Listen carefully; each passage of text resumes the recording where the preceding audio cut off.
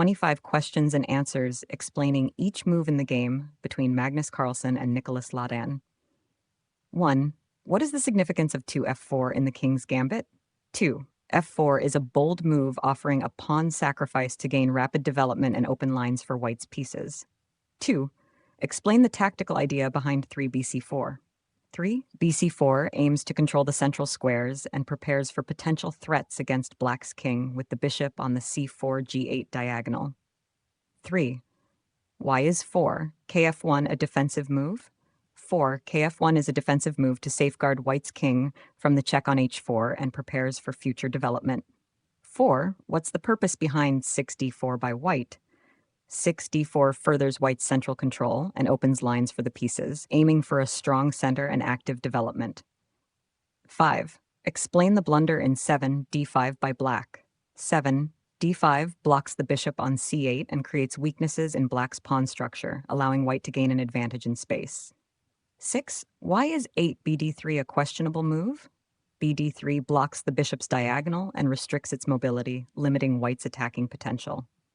7. What's the blunder in 10 g5 by black? 10 dg5 weakens black's king position and creates holes in the pawn structure, allowing white to launch a strong attack. 8. Explain the tactical idea behind 12 hxg5. 12 hxg5 opens the h-file for white's rook to infiltrate and puts pressure on black's king position. 9. Why is 13 bd6 a passive move? 13 bd6 retreats the bishop passively instead of actively defending the king's position or seeking counterplay. 10. What's the purpose behind 15? rh4 by white. Mana 15. rh4 threatens to double rooks on the h-file and intensifies pressure on black's weakened king side.